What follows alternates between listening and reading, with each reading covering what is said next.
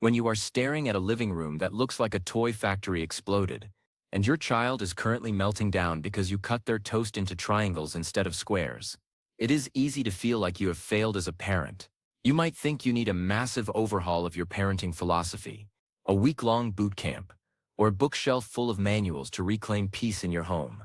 But here is the biological secret that modern behavioral science has finally unlocked. Massive behavioral shifts in children almost never come from massive interventions.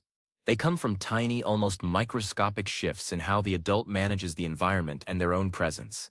We are talking about changes so small you might not even notice you're doing them, yet they have the power to recalibrate a child's nervous system in a matter of seconds.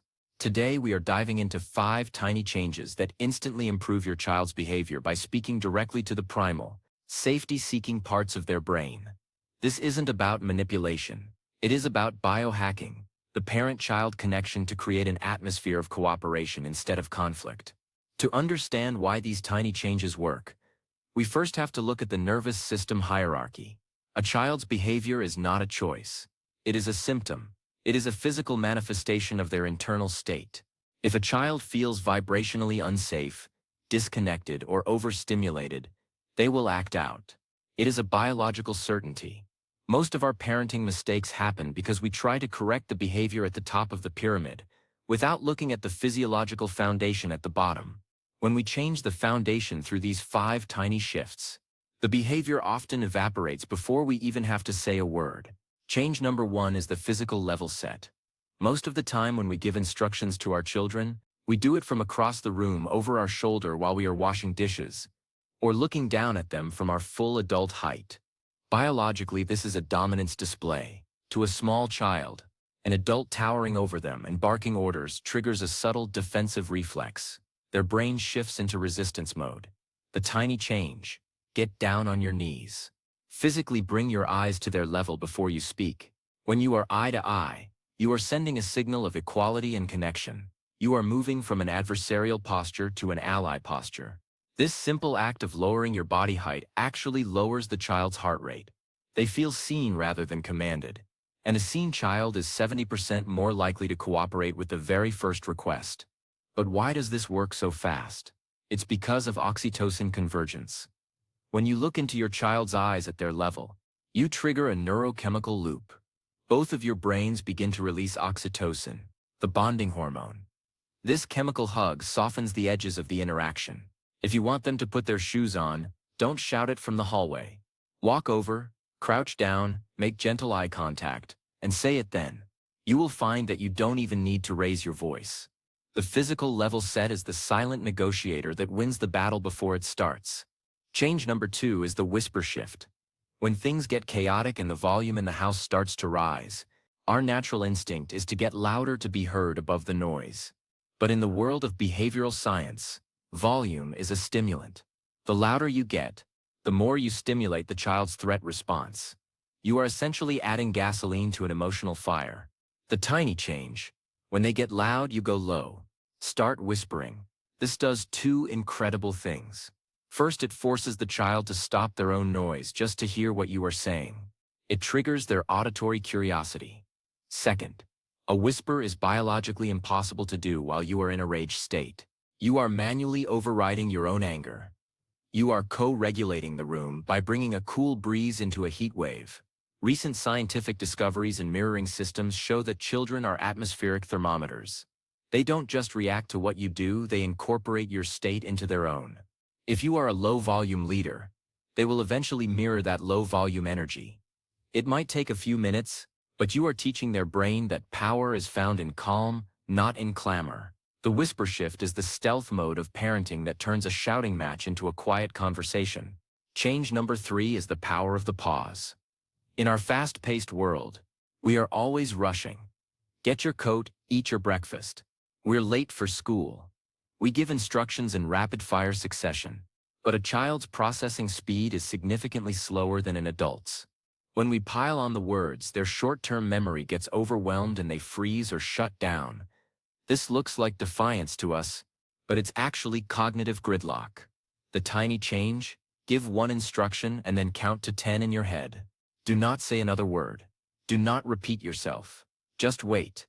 This 10-second buffer allows the child's brain to download the instruction, process the steps, and initiate the physical movement. Often we interrupt them right as they are about to obey because we think they are ignoring us. By pausing, you are showing respect for their processing system. You are giving them the space to choose to comply. This builds their agency and self-esteem. They didn't do it because you nagged them. They did it because they decided to. This internal motivation is the big one for long-term behavior. Let's look at the biology of the pause via the amygdala hijack theory. When we repeat an instruction over and over, we are pinging the child's brain like a persistent alarm. This pinging eventually triggers a stress response. By remaining silent, you are removing the alarm. You are creating a vacuum that the child's brain naturally wants to fill with action. It is the zen of parenting, doing by not doing. Change number 4 is declarative over imperative. An imperative is a command. Put your toys away. Wash your hands. Stop hitting. Commands trigger counter-will. Counter-will is a psychological immune system that children develop around age 2 to protect their developing self. When you give a command, it's like greasing the gears of your routine. Recent linguistic science shows that declarative language encourages inner speech in children. They start to talk to themselves about what needs to be done. This is the foundation of executive function, the ability to plan and execute tasks. When you command, you are doing the thinking for them, which leaves their independence muscle weak. When you declare, you are building their brain power. You are moving from the boss to the architect of environment. Change number 5 is the success start. We often wait until things go wrong to interact with our children. We are busy until we hear a crash or a scream, and then we intervene. This means our most intense attention is reactive to minus behavior. The brain under age 6 is attention hungry. If they learn that the highest quality connection happens when they are bad, they will be bad to get that hit of your presence. The tiny change? Give intense positive attention for the micro successes they are already doing. I'm talking about things so small you normally ignore them. I saw how you put your fork down gently. You walked so quietly to the bathroom. Thank you for looking at me when I spoke. This is called positive descriptive reinforcement. It's not good job, which is empty praise. It is I see you doing well. This constant drip of positive feedback fills their relational tank. A full tank makes a child resilient. They want to keep that connection going by staying in the success zone. You are gamifying good behavior by making it the most rewarding part of their day. Look at the Oregon seafloor volcano metaphor, the hidden pressure. Negative behavior is often just a pressure release from a low connection tank. If you fill the tank throughout the day with these success starts, the internal pressure never reaches the eruption point. You are venting the stress before it becomes a crisis. You are mapping the seafloor of their subconscious with positive landmark. Let's talk about the lawyer explains method of preserving the record. In your home, you are the historian. If your record of your child is you are messy, you are loud, you never listen, they will live up to the record. But if your record, your daily comments is you are a helper, you are a quiet walker, you are a listener, they will adopt that identity. You are building the case for their best self through tiny verbal evidence. Every small thank you for is a legal document proving their goodness. This shift also changes your own biology as a parent. When you search for micro successes, your brain's search engine, the reticular activating system, changes. You stop looking for problems and start looking for progress. Your cortisol drops. Your empathy rises. You become a happier parent. And a happier parent is a more effective leader. It is a feedback loop of peace. Wait, what about the big one? The total meltdown. Even in a meltdown, these tiny changes apply. You level set, get low. You whisper shift, stay quiet. You pause. Don't rush the recovery. You declare the reality. You are having a really hard time right now. And as soon as they have a micro moment of calm, you success start it. You took a deep breath. That was so brave.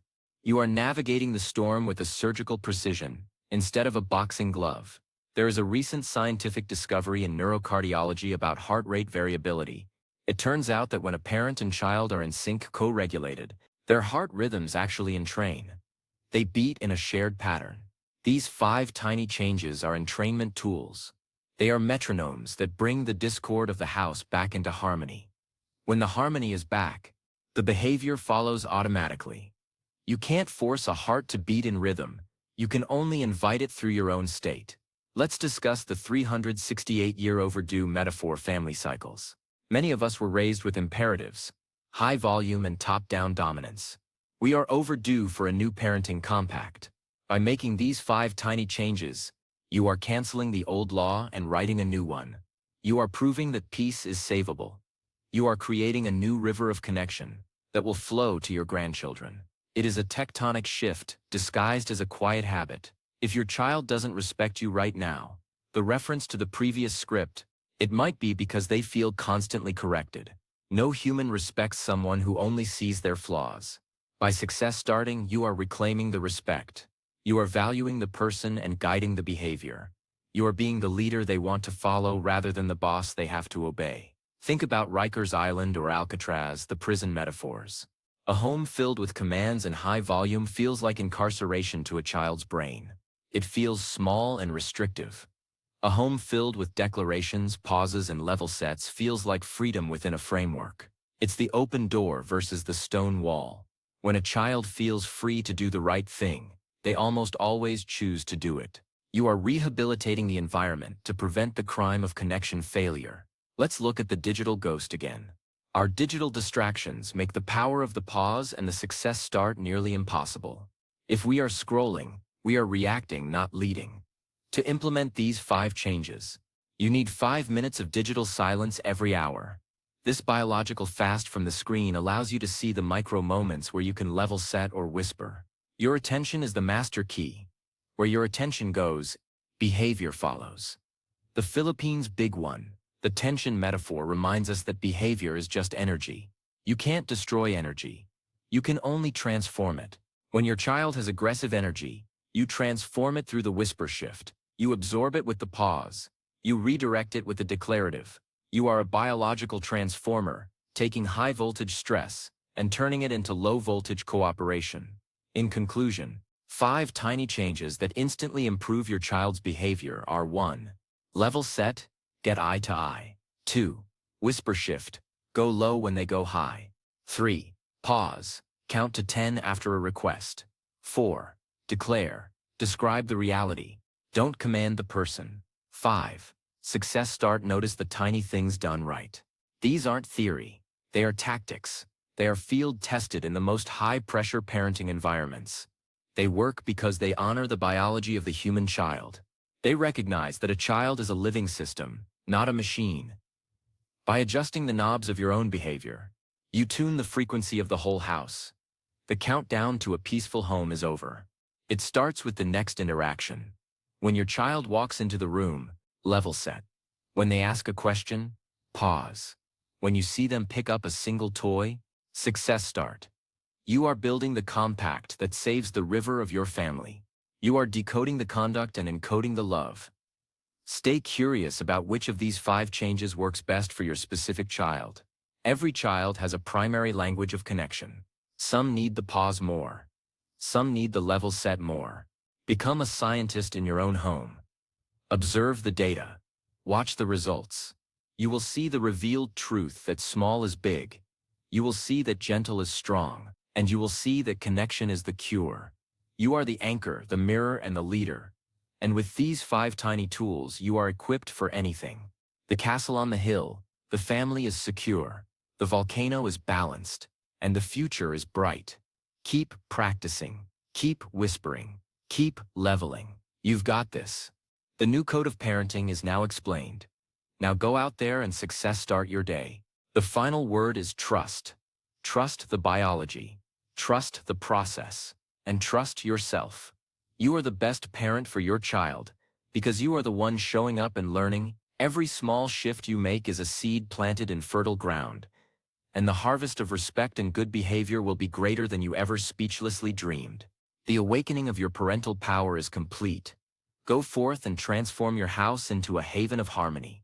One whisper, one crouch, and one pause at a time. The record is clean. The path is clear. And the connection is infinite. That is the revealed truth. And that is the way.